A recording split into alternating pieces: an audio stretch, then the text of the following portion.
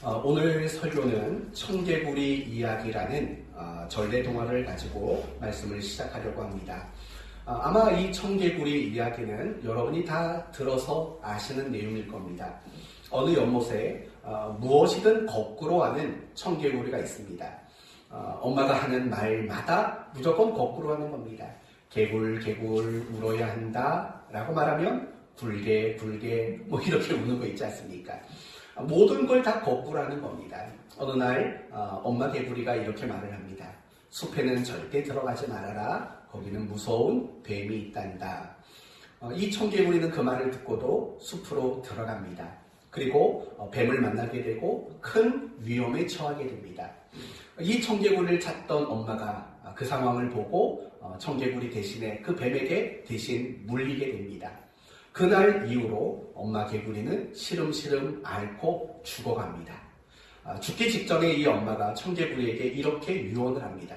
엄마가 죽거든 물가에다가 무덤을 만들어 주렴이라고 이야기를 합니다. 여러분, 이 엄마가 왜 청개구리에게 물가에 무덤을 만들라고 말할까요? 거꾸로 할 걸 예상했으니까. 그렇게 말하면 산에다 묻어주겠지라는 생각을 가졌기 때문입니다. 그런데 엄마가 죽자 이 청개구리는 후회하고 뉘우쳤습니다. 그래서 엄마 말대로 물가에다가 무덤을 만들었습니다. 이제 여러분에게 중요한 질문을 한번 해봅시다. 과연 이 청개구리는 엄마의 말에 순종한 걸까요? 불순종한 걸까요? 한번 잘 생각해 보셔야 됩니다. 과연 이 청개구리는 엄마의 말에 순종했는가 불순종했는가 생각해 보셔야죠.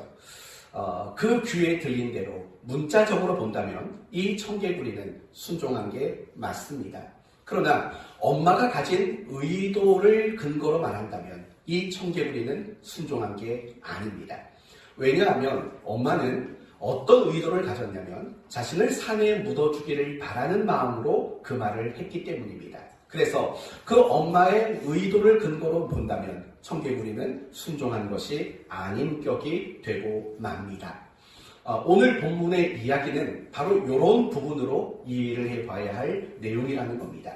오늘 본문 역시 안식일 계명에 순종한 것처럼 보이지만 전혀 순종하지 않았던 청개구리 같았던 종교 지도자들을 우리에게 소개해주고 있습니다.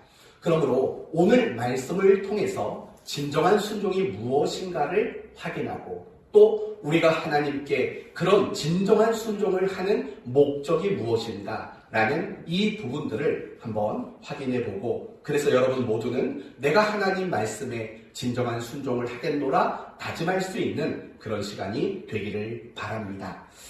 오늘 본문은 지난주와 마찬가지로 안식일을 배경하고 있습니다. 먼저 6절을 보시면 또 다른 안식일에 라고 말을 하죠. 무슨 말이냐면 지난주에 있었던 그 안식일은 아니라는 겁니다. 그 안식일이 지나고 어느 새로운 안식일에 있었던 일이다 라고 말하죠. 예수님은 안식일에 회당에 들어가서 사람들을 가르치셨습니다. 그리고 그곳에 누가 있었냐면 오른손 마른 자, 오른손을 전혀 쓸 수 없는 그 병든 자가 있었습니다.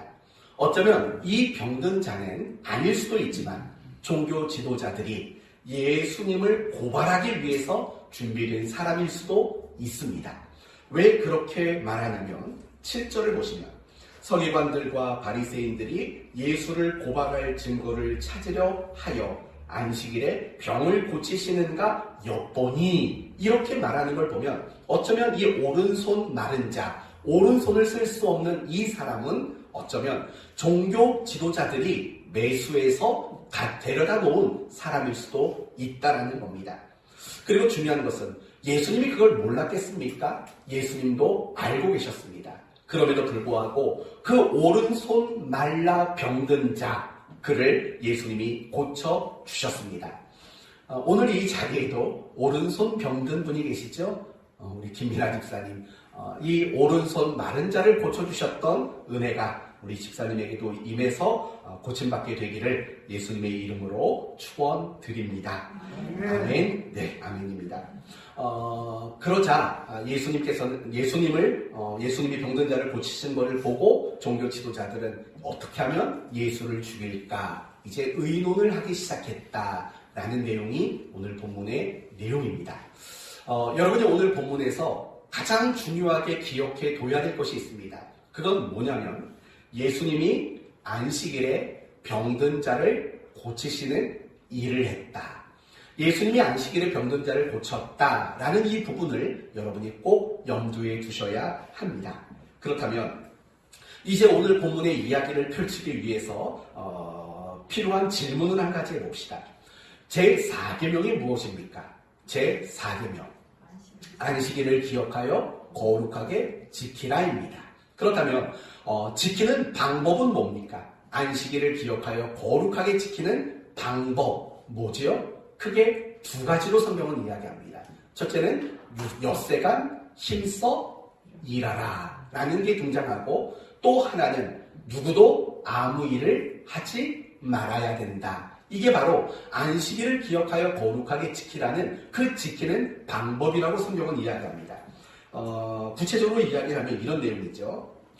엿새 동안은 힘써 내 모든 일을 행할 것이나 일곱째 날은 내 하나님 여호와의 안식일인즉 너나 내 아들이나 내 딸이나 내 남종이나 내 여종이나 내 가축이나 내 문 안에 머무는 객이라도 아무 일도 하지 말라.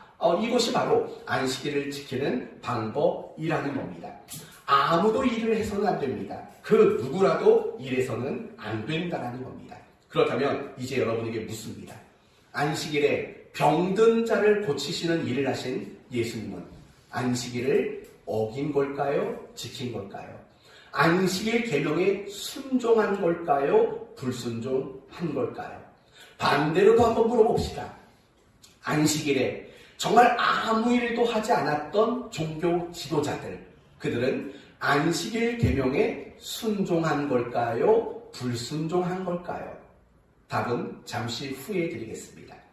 성경을 보면 이와 비슷하게 알쏭달쏭한 이야기들이 성경에 자주 등장을 합니다.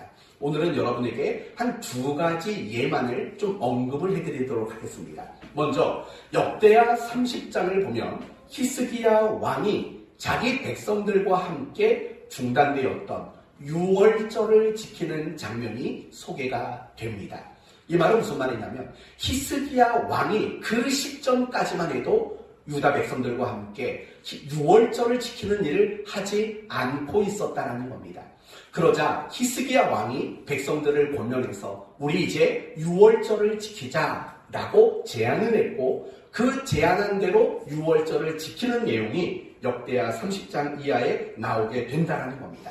그런데 그 본문을 읽어보면 그들이 지켰던 유월절에는 문제가 있어 보입니다. 왜 문제가 있냐면 두 가지 측면의 문제가 있어 보이기 때문입니다. 첫째는 날짜가 잘못됐습니다.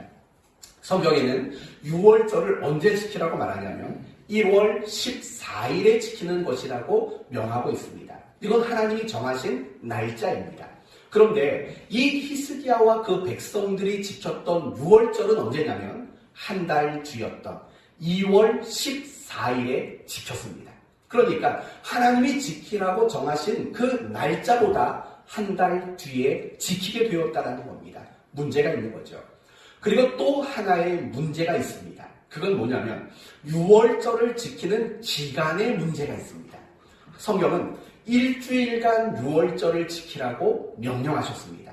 그러나 히스기야 왕과 그 백성이 지켰던 유월절은 거기에 7일을 더해서 14일간 2주간 유월절을 지켰다라고 기록되고 있습니다. 그렇다면 여러분 생각해 보십시오. 지금 히스기야 왕이 유월절을 지키기는 지켰습니다. 그러나 두 가지 문제점이 발견됐습니다. 첫째는 날짜에 문제가 있었습니다. 한 달 뒤에 지켰고 또 하나는 유월절을 지키는 기간에 문제가 있었습니다. 7일을 지키라고 말했지만 14일을 지키게 되었습니다. 그렇다면 여러분에게 묻습니다. 과연 히스기야는 유월절을 지키라는 하나님의 말씀에 순종한 걸까요? 불순종한 걸까요? 이거에 대한 답도 잠시 후에 드립니다. 또 하나의 이야기를 해보도록 합시다. 여러분 사도 바울을 아실 겁니다. 여러분 사도 바울은 다른 여러 사도들과 다른 점이 있습니다. 다른 점은 뭐 많이 있겠죠. 그 중에 두 가지만 말한다면 이 사도 바울은 이방인을 대상으로 사역했다라는 차이점이 있고 또 하나 중요한 차이점은 뭐냐면 사도 바울은 빌립보 지역에서 제외하면 그 지역만 제외한다면 나머지 대부분의 지역에서는 자비량 사역을 했다는 겁니다. 자비량 사역을 했다는 거죠. 여러분 자비량이라는 게 뭐죠? 사역에 필요한 선교비라든가 아니면 생활비라든가 이런 것들을 교회로부터 또는 누군가로부터 지원을 받아서 사역하는 게 아니라 내가 일을 해서 내 스스로가 그 모든 것들을 충당하는 모든 비용을 충당하는 그러면서 사역을 하는 것. 그게 바로 자비량 사역이라는 거죠. 맞아요. 바울은 로마 시민권을 가지고 있었던 사람이에요. 더불어 어떤 기술이 있었냐면 군용 천막을 만드는 기술을 가지고 있었던 사람이에요. 그렇기 때문에 로마 시민권자였다가 또 그 천막을 만드는 군용 천막을 만드는 기술자였기 때문에 그 일을 할 수가 있었던 거예요. 그리고 그것으로 굉장한 돈벌이를 할 수 있었던 사람입니다. 그래서 바울은 그 빌립보 지역을 제외한 거의 대부분의 지역에서는 스스로 일을 하면서 자신의 선교비와 자신의 생계비를 충당하는 이런 식의 자비량 사역을 그가 했다라는 거예요. 그렇다면 여러분 모든 사도들이 그렇게 한 게 아니에요. 유독 바울이 그랬어요. 나머지 사도들은 교회로부터 또는 누군가로부터 사역비와 생계비를 지원받으면서 그 일을 했다고요. 그런데 바울은 그렇지 않았어요. 자비량 사역을 했어요. 그렇다면 그 이유가 무엇인가를 생각해 봐야죠. 과연 그 이유는 무엇일까요? 자신이 사도가 아니라는 생각 때문일까요? 그건 아니라고 생각해요. 왜냐하면 여러분 사도행전을 보면 바울이 다메섹에서 주님을 만나고 그 주님으로부터 너는 이방인을 위한 나의 그릇이다라고 분명한 부르심을 받았기 때문이에요. 그래서 자신이 사도라는 것에 대해서는 조금도 의심하지 않았던 사람이에요. 그런데 왜 자비량 사역을 했을까요? 혹시라도 이런 고민이 생겼기 때문일까요? 내가 사도가 맞긴 많지만 내가 교회로부터 또는 누군가로부터 선교비와 생계비를 지원받는 게 이게 혹시 성경적이지 않은 것은 아닐까라는 생각을 했기 때문일까요? 사실은 그것도 아닙니다. 왜냐하면 이런 사역비, 선교비, 생계비 이런 것들을 지원받는 것은 사실은 성경이 그렇게 명하고 있기 때문에 그래요. 예를 들면 마태복음 10장 말씀을 보면 이런 말씀이 등장해요. 예수님이 제자들에게 전도 여행을 보내면서 이렇게 말씀하십니다. 여행을 위하여 배낭이나 두벌 옷이나 신이나 지팡이를 가지지 말라. 이는 일꾼이 자기의 먹을 것을 받는 것은 마땅함이라 라고 말하는 거예요. 여러분 이게 무슨 말이에요? 제자들을 보내면서 전도 여행을 보내면서 말씀하시는 거예요. 너희들 가방도 가져가지 말고 두벌 옷도 가져가지 마 라고 말하는 거예요. 왜냐하면 너희가 하나님 나라 일을 하는데 이 모든 건 하나님이 누군가를 통해서 너희에게 공급해야 될 문제지 너희가 챙겨갈 문제는 아니야 라고 말씀하시는 내용이에요. 누가복음 10장에도 같은 말이 나와요. 누가복음 10장 그 집에 유하며 주는 것을 먹고 마시라. 일꾼이 그 삭을 받는 것이 마땅하니라. 하나님의 일을 하는 사람은 당연히 그 하나님을 믿는 사람에게 모든 것을 제공받는 일은 마땅하도다. 이렇게 성경은 이야기를 하고 있다는 거예요. 분명히 성경은 하나님의 일을 하는 사람들, 사역자들, 그들에 대한 모든 필요를 책임져야 하는 그런 명령을 주님이 하고 계신 거죠. 그래서 고린도전서 9장으로 넘어가 보면 어떤 얘기가 나오냐면 이런 얘기가 나와요. 어찌 나와 바나바만 일하지 아니할 권리가 없겠느냐? 누가 자기 비용으로 군 복무를 하겠느냐? 라고 말을 한다고요. 여러분 생각해 보세요. 군 입대를 했어요. 군복, 군화, 총. 여러분 이런 걸 자기 돈 주고 살 사람이 어디 있겠냐고요. 물론 처음에는 군대 가기 전에 있는 청년들을 놓고 농담 좀 쳤죠. 야, 너 총 살 돈 모아놨니? 그 돈 가져가야 돼. 뭐 이렇게 장난은 좀 쳐본 적이 있지만 여러분 그런 케이스가 어디 있습니까? 군대 갔는데 밥값 내고 밥 사먹는 군인 보셨어요? 군복 돈 주고 사 입는 군인 보셨어요? 총알 이런 거 자기 돈 주고 사는 걸 보셨냐고요? 아니라고요. 그 군복무라는 일을 하도록 부른 나라가 이 모든 걸 다 책임져 준다고요. 심지어 요즘에는 월급이 얼마나 많은지 몰라요. 저는 짧은 군대 갔다 왔기 때문에 한 달 월급이 24,000원이었어요. 근데 요즘에 월급이 얼마인 줄 아세요? 병장만 돼도 한 돈 100만 원 되더라고요. 야, 그러니까 이건 군대 다시 가볼만 하다 라는 생각이 왜 안 들겠냐고요. 이건 그냥 우스갯소리고 중요한 건 그건 거죠. 분명히 사도 바울은 자신이 교회나 성도들에게 성교비 또는 생계비를 지원받을 권리가 있다. 그렇게 하는 것은 마땅하다. 왜? 하나님이 그런 것들을 명하셨기 때문이다. 바울은 이 점을 너무나도 잘 알고 있었어요. 그러나 결과적으로 본다면 바울은 그렇게 하지 않았다는 거예요. 당연히 교회로부터 선교비와 생계비를 지원받아야 마땅한 권리가 있음에도 불구하고 바울은 안 받았다는 거예요. 자기가 스스로 일을 해서 자비량으로 이 모든 사역을 했다라는 거예요. 그럼 이제 여러분에게 묻겠습니다. 성경은 당연히 하나님의 일을 하는 사람은 그런 모든 것을 받아야 할 권리가 있다라고 명령했습니다. 그러나 바울은 받지 않았습니다. 그렇다면 과연 바울은 하나님의 그 명령 앞에 순종한 걸까요? 불순종한 걸까요? 이제 이 세 가지에 대한 질문의 답을 여러분에게 드리겠습니다. 먼저 제4계명 아무 일도 하지 말라는 명령이었습니다. 그러나 예수님은 안식일에 사람을 고치시는 일을 하셨습니다. 우리가 겉으로 보기에는 불순종인 것처럼 보이지만 사실은 순종입니다. 더 정확히 말한다면 정말 훌륭한 순종을 예수님이 하신 겁니다. 히스기야 왕과 그 백성이 6월절을 지켰습니다. 1월 14일 7일간 지키라고 했는데 2월 14일 2주간 지켰습니다. 우리가 보기에는 불순종이라고 보여지지만 사실은 순종입니다. 아주 훌륭한 순종을 한 겁니다. 사도 바울 모든 사역비와 생계비를 지원받으라고 명령하셨지만 자비량으로 사역했습니다. 우리가 보기에는 불순종으로 보여지지만 아주 훌륭한 순종입니다. 그러나 반대로 안식일에 아무 일도 하지 말라는 말씀대로 아무 일도 하지 않았던 종교 지도자들, 우리가 보기에는 도리어 그들이 순종하는 것처럼 보이지만 사실 그들은 전혀 순종하지 않았습니다. 오늘 이 본문의 이야기를 우리는 더 많이 고민해 봐야 한다는 겁니다. 이제 우리가 생각해 볼 것은 이런 겁니다. 불순종 같아 보이는데 순종이고 순종 같아 보이는데 불순종인 이유가 뭘까? 한번 생각해 봅시다. 먼저 불순종 같아 보이는 여러분에게 세 가지 예를 드렸죠.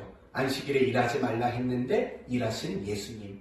또 2월 14일 7일간인데 2월 14일 2주간 지켰던 히스기야와 그 백성. 그리고 사역비를 제공받으라 명하셨는데 자비량했던 바울. 이 세 케이스를 가지고 이 부분을 이제 설명해 드리도록 하겠습니다. 왜 불순종 같아 보이지만 왜 그것이 진정한 순종인가 라는 점을 이제 생각해 보도록 하겠습니다. 결론부터 말할게요. 결론은 이겁니다. 그들이 하나님의 의도와 하나님의 정신과 하나님의 마음을 담아냈고 따랐기 때문이라는 겁니다.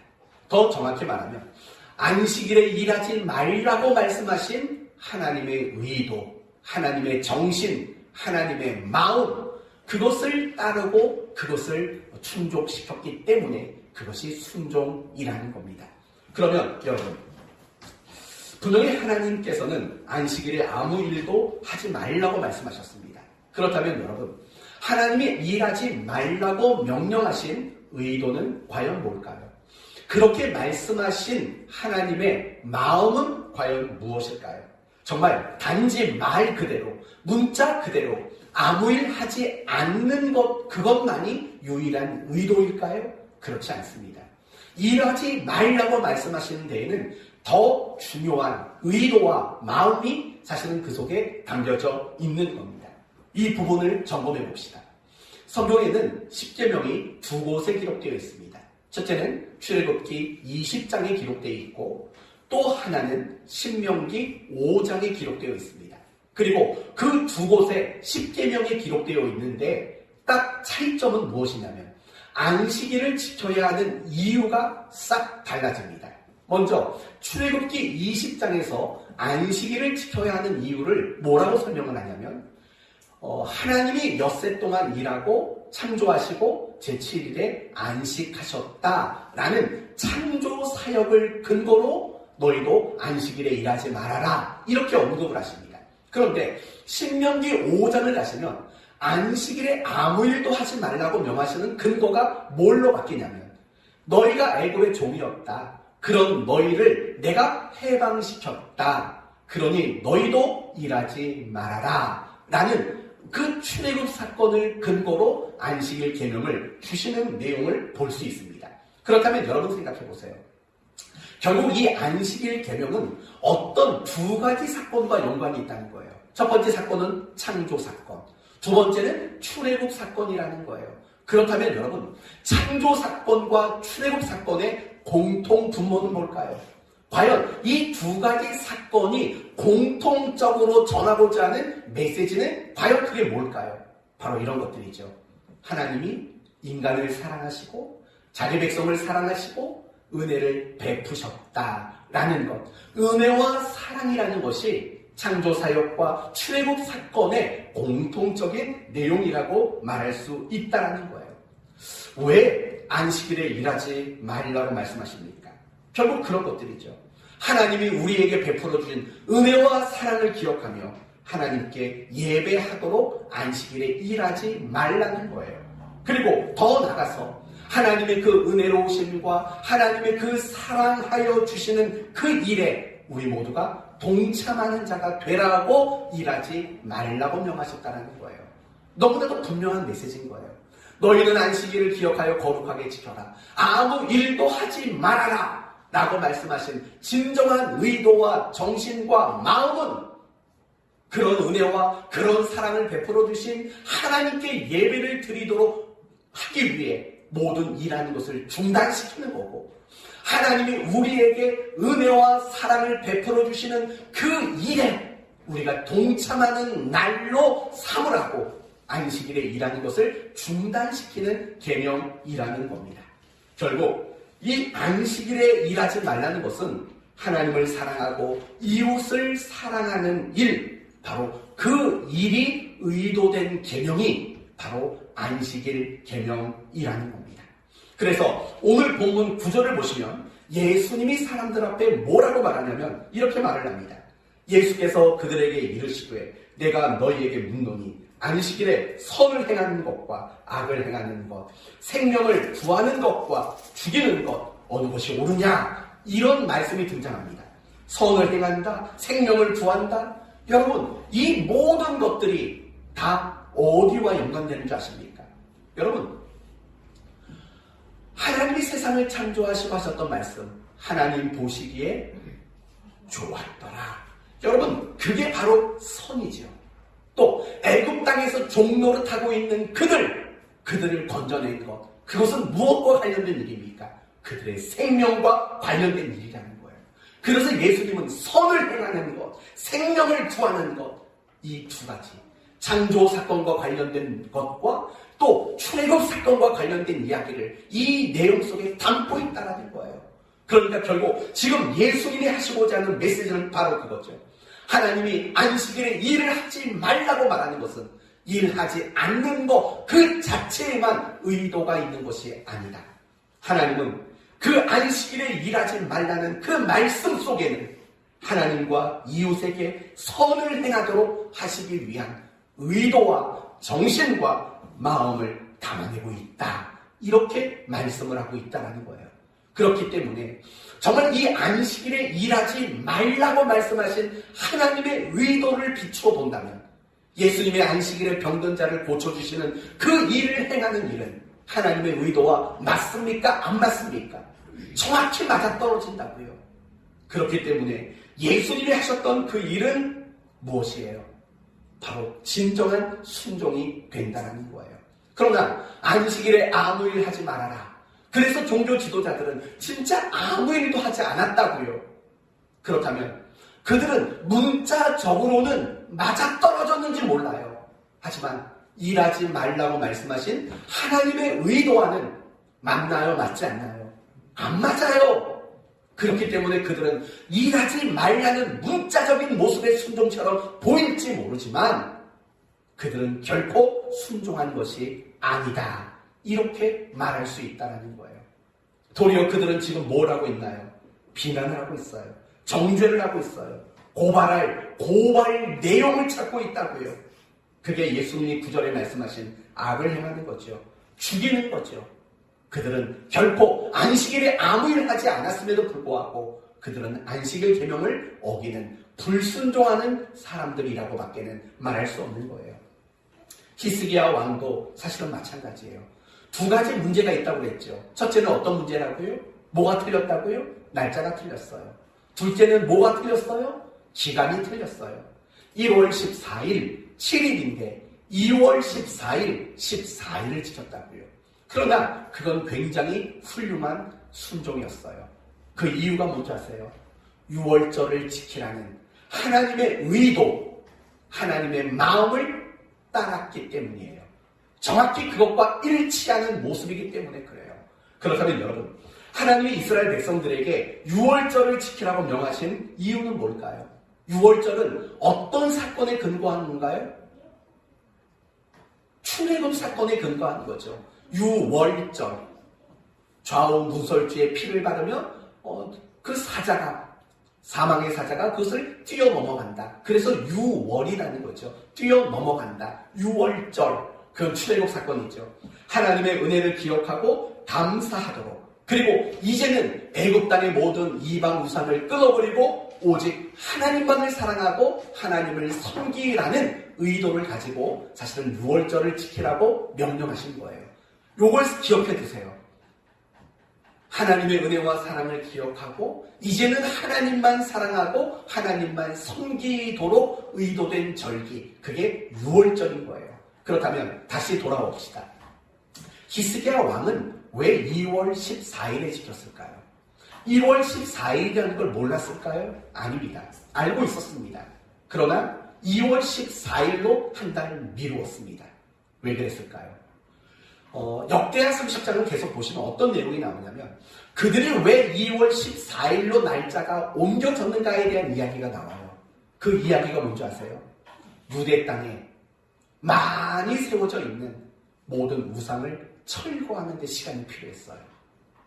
그러니까 히스기야는 어떤 마음이었냐면 아니 6월절을 지킨다는 건 내가 하나님만 섬기겠다. 내가 하나님만 사랑하겠다라는 건데 이게 뭐야? 유다 땅에 여기저기에 이방 우상과 이방 우상을 위한 제단들이 세워져 있는데 이걸 내버려 두고 6월절을 지킨다는 것은 의미가 없다라고 여긴 거죠. 그래서 백성들에게 명령을 해서 모든 우상과 우상을 위한 제단을 다 부셔버리도록 만들어요.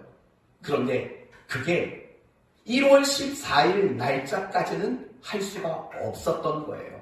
그러니까 그 기간을 한 달 미루어서 2월 14일이라는 날짜까지 모든 걸 철거하고 그때 가서 6월절을 지키자라고 했던 거예요. 그런데 7일 동안 지켰어요. 그들의 하나님 은혜 안에 너무 감사하고 너무 기쁨이 넘치는 거예요. 막 하나님께 대한 감사가 샘솟는 거예요.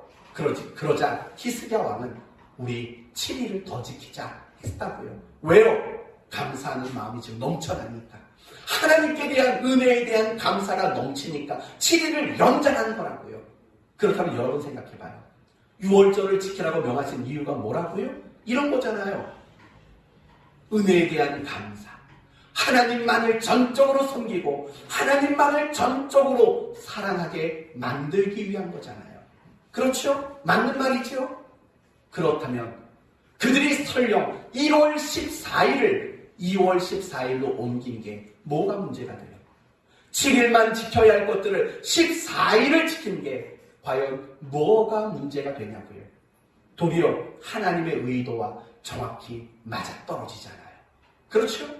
6월절을 지키라는 하나님의 그 의도와 정확히 일치되고 있다고요. 그런 의미로 히스기야 왕이 그 백성이 지킨 6월절은 진정한 가장 훌륭한 순종이라고 말할 수 있다는 거예요. 이제 바울의 이야기도 한번 풀어볼까요? 성경은 분명히 하나님의 일을 하는 사람의 선교비와 사역비와 생계비를 충당하라고 그렇게 성경은 명령하고 있어요.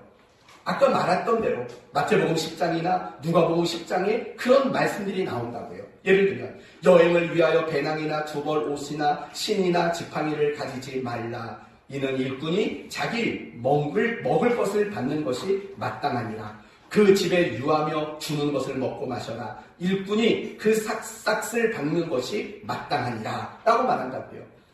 하나님의 일을 하는 사람들은 자기가 생계비를 충당하거나 그런 일을 하지 말래요. 반드시 교회가 그 모든 일을 충당시켜야 한다고 말씀해 주시고 있다고요. 그렇죠? 그런데 여러분, 그렇다면 왜 그런 명령을 했을까요? 왜 그런 명령을 했을까요? 하나님이 책임져 주겠다라는 약속을 주시기 위함이죠. 그리고 또 하나는 이런 이유가 중요한 거예요. 여러분, 지금 급히 전도 여행을 떠나야 돼요. 빨리 복음을 전해야 돼요. 왜냐하면 마태복음 10장을 보면 천국이 가까이 왔다라고 말해요. 이제 임박했어요. 그래서 빨리 복음을 전해야 돼요. 그런데 그 복음을 전하러 가는 사람들이 옷 챙기고 먹을 것 챙기고 가방 챙기고 생필품 챙기고 여러분 이 챙겨야 될 것들 다 챙기고 출발한다면 가족들과 인사하고 정리할 것 정리하고 그러고 출발한다면 복음이 효율적으로 증거될 수 있겠냐고요. 효과적으로 증거될 수 있겠냐고요. 그럴 수 없죠. 그러니까 예수님이 말씀하시는 거예요.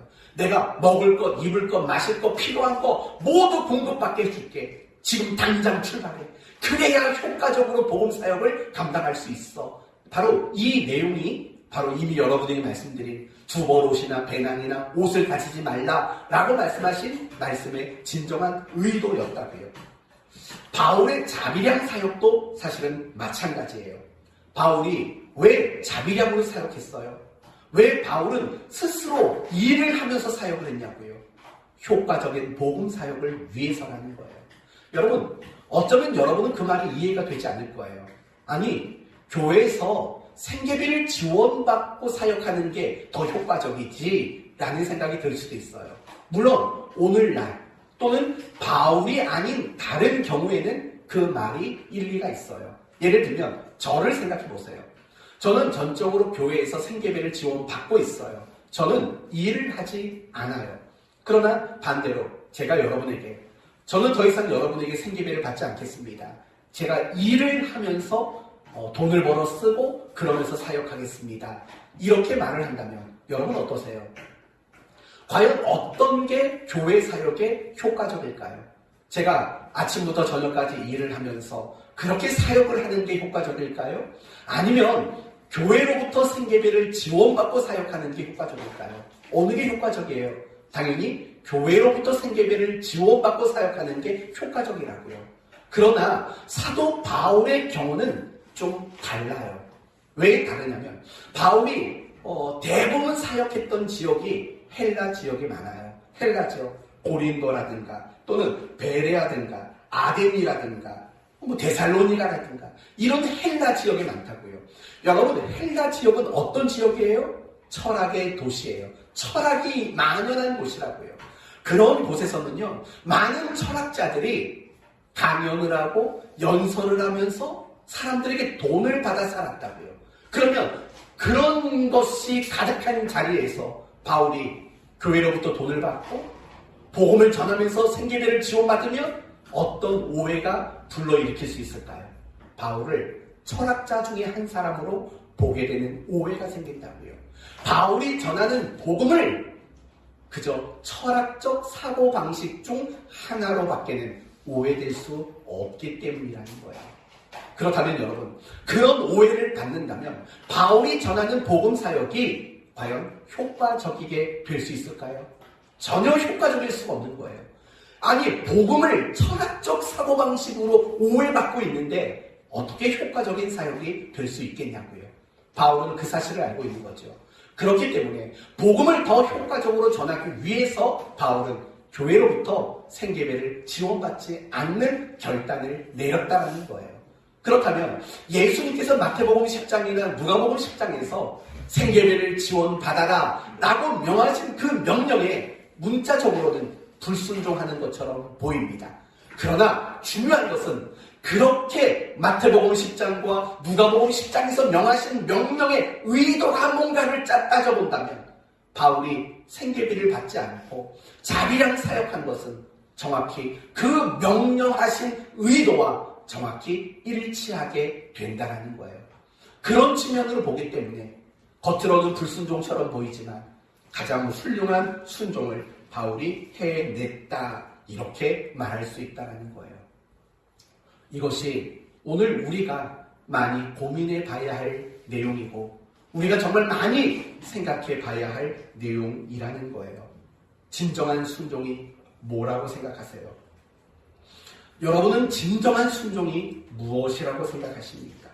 눈에 보이는 문자대로, 또 더 나가서 내 귀에 들리는 말씀대로 순종하는 것, 과연 그걸 진정한 순종이라고 말할 수 있을까요?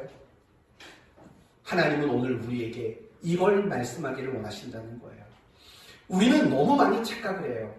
내 눈에 보이는 문자적인 내용에 순종하는 것, 내가 설교를 들으면서 내 귀에 들려오는 그 표면적인 말씀에 순종하는 것, 그걸 우리는 진정한 순종이라고 착각하고 오해하고 있다는 거예요.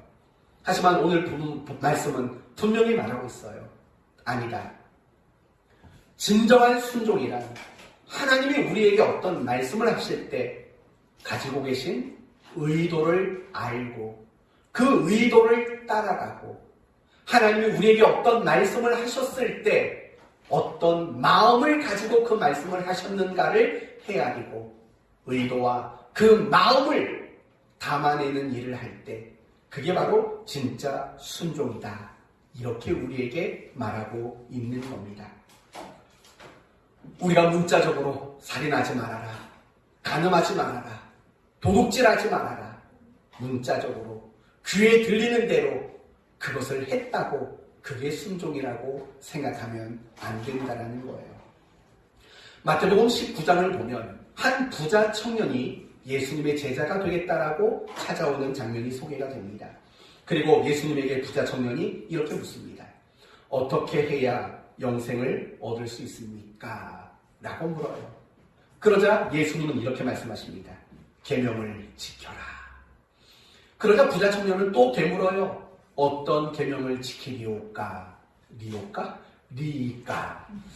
그러자 예수님은 5계명에서 10계명까지를 말씀하세요. 부모를 공경하라, 살인하지 말라, 간음하지 말라, 도둑질하지 말라, 거짓 증거하지 말라, 탐내지 말라. 이 말씀을 그에게 이야기를 합니다. 그랬더니 그 청년이 이렇게 말해요. 이 모든 것을 내가 지켰사온데 아직도 내게 뭐가 부족합니까? 다 지켰답니다. 순종했답니다. 아마 예수님께 칭찬 듣고 싶은 마음이 있었겠지요. 그러자 예수님이 그 청년에게 마지막으로 이렇게 말합니다. 네가 온전하고자 할진대 가서 내 소유를 팔아 가난한 자들에게 주라 라고 말합니다. 부자였다고 했지요. 재산을 팔랍니다. 그 재산을 팔아서 가난한 자들에게 나누어 주라고 말합니다. 그러자 조용히 사라졌습니다. 다시는 예수님께 오지 않았습니다. 분명히 이 부자 청년은 자신만만했습니다. 나는 모든 계명을 지켰고 나는 순종하는 사람이라고 자신만만했습니다. 그러나 과연 그 부자 청년은 순종한 사람이 맞을까요? 그렇지 않지요. 왜냐하면 그 5계명에서 10계명까지 그 계명을 주신 의도는, 정신은, 마음은 이웃을 사랑하는 것이니까. 맞죠? 이웃을 사랑하는 거니까. 그런데 이 부자에게 네 재산을 팔아 가난한 이웃에게 나눠주라고 말할 때 네, 그러겠습니다가 아니라 도망을 쳤거든요. 그건 싫거든요. 그렇다면 이 부자 청년은 결코 진정한 순종을 했다고 말할 수 없는 것입니다. 사랑하는 성도 여러분, 우리는 이런 관점으로 내 자신을 점검해 봐야 합니다. 간혹 성도들 중에 너무 엄청난 자부심을 갖는 성도들이 있어요. 목사님, 저는 말씀에 정말 순종 잘합니다. 제가 하나님 말씀 거역한 적이 없습니다. 이렇게 자신만만하고 자부심을 가지고 자랑거리 삼는 성도들이 가끔씩 있다고요. 제가 워낙 착한 사람이니까 훌륭하십니다라고 넘어갔지만 마음은 따져 묻고 싶었지요. 과연 당신의 그 순종이 진짜 순종이라고 생각합니까? 라고 되묻고 싶은 거죠. 너무나 많은 성도들이 모든 부분은 아니겠지만 어떤 한 부분에서 내가 순종했다라고 착각하는, 오해하는 그런 경우들이 사실은 너무나도 많이 있다라는 겁니다. 너무 많이 있어요. 무슨 말이에요? 진정한 순종이 뭔지 몰라요. 그렇게 말씀하셨을 때 하나님이 의도하신 바도 모르고 어떤 하나님의 정신을 담아놓은 것도 모르고 하나님이 어떤 마음을 담아뒀는지도 모르는 채 단지 그 글자 그대로 했다라는 이유만으로 자기가 순종했다고 생각하고 있는 거죠. 그러면 안 돼요. 사랑하는 성도 여러분, 저는 여러분에게 한 가지 제안을 합니다. 다시 점검해 보세요. 여러분은 오늘 예배의 자리에 나왔어요. 정말 순종했다고 생각하세요? 심각하게 고민해 보세요. 예배의 자리에 나왔다라는 문자 그 부분은 순종한 것처럼 보여요. 하지만 여러분의 이 예배는 순종이 아닐 수도 있어요. 여러분이 어떤 봉사의 일을 하고 여러분이 어떤 직분을 감당하고 여러분이 어떤 사역을 감당하는 그 일 다시 점검해봐요. 진짜 순종인지. 하나님이 여러분에게 무엇인가를 말씀하시고 무엇인가를 요구하는 의도를 나는 정확히 알고 그 의도를 따라가고 있는지, 하나님이 그런 말씀을 하시면서 가지고 계신 그 마음을 담아내고 있는지 여러분은 잘 점검해 볼 필요가 분명히 있다는 거예요. 항상 말씀을 볼 때마다, 항상 하나님의 말씀을 마주할 때마다 여러분은 이걸 점검하셔야 돼요.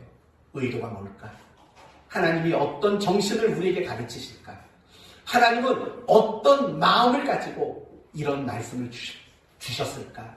이걸 고민하고 바로 그 부분을 여러분이 따라가셔야만 한다고요. 그게 뭐라고요? 그게 진정한 순종이라고요.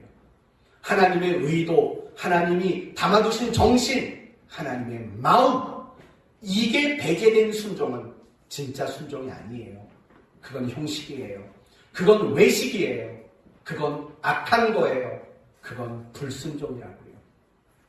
예수님의 모습 속에서 진정한 순종이 뭔가를 발견하고 이 종교 지도자들의 모습 속에서 그들이야말로 진정한 불순종의 사람이라는 걸 우리는 발견하게 된다고요. 사랑하는 성도 여러분, 저는 여러분 모두가 참으로 훌륭하게 순종해낼 수 있는 그런 성도가 되었으면 좋겠어요. 제발 착각하지 마시고 여러분 자신을 엄격하게 다시 한번 점검하는 시간을 가지시고, 내가 지금껏 순종하지 못했다고 판단이 된다면 여러분은 하나님 앞에 정말 회개하셔야 돼요. 그 회개 없이 다시 순종의 삶을 살아갈 수 없기 때문이에요. 이제 끝으로 진정한 순종과 관련된 한 가지 중요한 이야기를 말씀드리고 마치려고 합니다. 하나님은 우리에게 끊임없이 말씀하셔요. 그리고 하나님은 우리에게 늘 순종하라고 요구하십니다. 그렇다면 우리는 왜 순종해야 합니까? 하나님은 도대체 우리에게 왜 순종하라고 요구하실까요? 이 부분이 아주 중요합니다. 왜냐하면 우리는 지금까지 진정한 순종이 뭔가를 확인했어요. 이제 알았어요. 그리고 이제 순종할 거예요. 그러나 중요한 것은 내가 순종은 하긴 하는데 왜 하는지 목적을 모른다면 사실은 그것도 속상한 일이잖아요. 그래서 여러분에게 마지막으로 그걸 이야기하겠다고요. 하나님은 왜 우리에게 순종을 요구하고 하나님은 왜 우리가 순종을 해야만 한다라고 말하고 있는가? 그 이유를 말씀을 드릴게요. 과연 이유가 뭐라고 여러분은 생각하세요? 우리는 순종할 수밖에 없는 위치, 그런 존재이기 때문이라는 걸 알게 하려고? 또는 어떤 사람은 이렇게 말해요. 순종하면 하나님이 복 주신다고. 그래서 순종한다고 말해요. 과연 그게 맞는 말일까요? 순종하면 그 사람은 안전하고 평안한 삶을 살 수 있으니까 과연 맞는 말일까요? 물론 전혀 틀린 말은 아니에요. 그러나 적어도 그렇게 말하면 안 돼요. 복 받기 위해서, 내가 안전하고 평안한 삶을 살기 위해서 우리는 순종하는 거죠. 이게 전부라고 말한다면 여러분은 크게 잘못 알고 있는 거예요. 그렇다면 우리가 정말 순종해야 하는 이유가 뭘까요? 순종하라고 우리에게 요구하시는 하나님의 이유는 뭘까요? 바로 이런 거죠. 순종을 통해서 우리 안에 하나님을 채우시기 위함이라는 거예요. 이게 가장 중요한 순종의 목적이에요. 다시 한번요. 순종을 통해서 우리 안에 하나님을 채우시는 것, 그것이 가장 중요한 목적이라는 거예요. 그래서 에베소서 3장 19절에 이런 말이 나와요. 그 너비와 길이와 높이와 깊이가 어떠함을 깨달아 하나님의 모든 충만하신 것으로 너희에게 충만하게 하시기를 구하노라. 이렇게 말한다고요. 하나님의 모든 걸 알아서 그 하나님의 충만함을 우리 안에 충만히 채우기 위함, 충만하게 하기 위함이다. 이렇게 성경은 그 답을 제시하고 있다라는 거예요. 다시 말하면 이거예요. 우리가 순종한다는 것은 무슨 의미가 있냐면 단지 하나님의 말씀을 따른다라는 뜻이 아니에요. 순종이란 결국 하나님이 어떤 분이신가를 배우고 알아가는 방법이 순종이라는 거예요. 그래서 우리가 순종을 하다 보면 결국 무엇을 알고 무엇을 배우냐면 하나님을 알고 하나님을 배우게 되어 있는 거예요. 그러면 그 하나님을 알고 그 하나님을 배우게 되면 당연히 우리는 누구를 닮아내게 되어 있어요? 하나님을 닮아내는 거죠. 하나님의 인격을 담게 되고 하나님의 성품을 닮아가게 되어 있는 거예요. 그게 순종의 가장 중요한 목적이고 이유라는 거예요. 왜 하나님이 자꾸 순종하면 복 준다, 불순종하면 저주를 내린다 이렇게 말씀하실까요? 그것은 복과 저주에 초점이 있는 게 아니라 순종이라는 걸 통해서 하나님을 알고 배우고 닮아가게 만들기 위함이죠. 그 하나님을 내 인생과 내 인격과 내 성품에 채워넣고 담아내는 방법이 오직 순종이라는 방법 말고는 없기 때문이라는 거예요. 예를 들어 봅시다. 부모는 자식들에게 이렇게 해라 저렇게 해라 많은 얘기들을 해요. 그리고 자식들은 그 말을 다 따라준다고요. 그러면 생각해봐요. 자식이 부모가 이래라 저래라 하는 말들을 다 따라가다 보면 결국 누구를 닮아갈까요? 부모를 닮아가게 돼 있어요. 항상 그런 거예요. 우리 딸이 그런 게 있어요. 제가 옛날에 병이 있었어요. 어떤 병이냐면 뭐든지 다 제자리 갖다 놔야 되는 병. 저는 연필도요 키 순서대로 놨어요. 제일 긴 거 오른쪽, 그 다음 제일 작은 게 한쪽 왼쪽. 반드시 내 물건은 내가 쓰던 자리에 있어야만 해요. 지금은 그거 굉장히 많이 고쳤어요. 그러니까 제가 그런 병이 있으니까 자식한테 늘 말하겠죠. 원래 있던 자리에 갖다 놔, 정리해. 이런 말들을 얼마나 많이 했겠냐고요. 저희 딸이 그래요. 연필이 뭉툭한 걸 보질 못해요. 조금이라도 뭉툭해지면 가서 깎아야 돼요. 그래서 항상 필통에는 찌르면 피가 날 정도로 날카로운 연필심이 가득 찬 연필로 채워져 있다고요. 결국 그런 거예요. 부모가 하라고 하는 대로 따라가면 자기 의지와 상관없이 그 부모를 닮아가게 돼 있어요. 어떤 사람이 자신의 멘토의 말을 듣고 그 멘토를 따라가면 말대로 따라가면 결국 그 멘토를 닮게 되어 있는 거 아닐까요? 마찬가지인 거예요. 하나님이 우리에게 순종을 요구하는 이유와 목적, 진정한 이유와 목적은 결국 하나님 자기 자신에게 있는 거예요. 그럼 복 안 주나요? 아쉬워요? 복 주시겠죠. 복을 주시는데 왜 복을 주냐면 그렇게 해서라도 순종을 통해서 하나님 자기 자신을 우리에게 채우시려고 복을 주는 거죠. 순종 안 하면 저주 내리셔요? 내린다고 쳐요. 왜 저주를 내리셔요?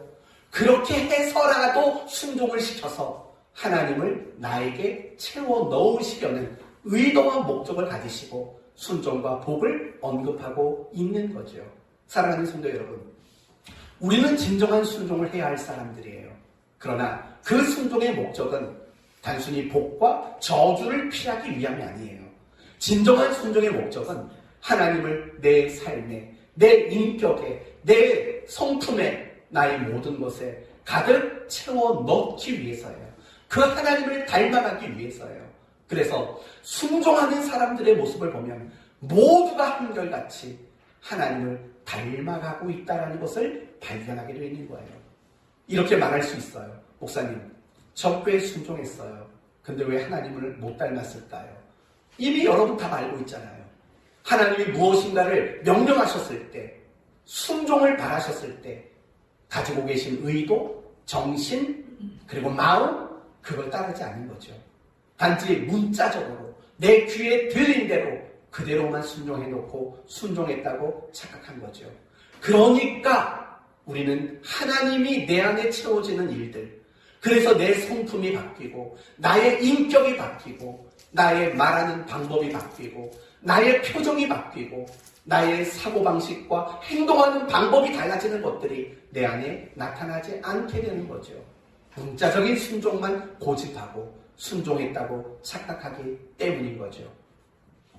이제 오늘 말씀을 마치도록 하겠습니다. 순종이 제사보다 낫다고 하나님은 말씀하셨습니다. 이렇듯 하나님은 우리 모두에게 순종을 요구하시는 분이십니다. 그러나 우리 모두는 청개구리 같이 순종할 때가 많습니다. 엄마가 내가 죽으면 냇가에 묻어주렴. 의도는 그게 아니지 않습니까? 그런데 그렇게 말했다고 그 말만 따라가는 그 청개구리 같은 순종, 사실은 우리의 모습 속에 너무나도 많이 있다는 거예요. 그건 진정한 순종이 아니에요.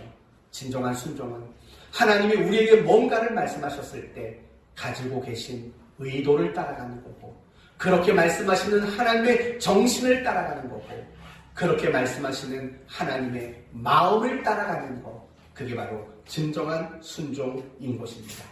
그리고 그런 진정한 순종을 하는 가장 궁극적인 이유와 목적은 하나님을 내 삶에, 나의 인격과 나의 성품에 하나님을 충만히 채워가기 위함, 하나님을 닮아내기 위함이 바로 진정한 순종의 이유이고 목적이라고 말씀을 드렸습니다.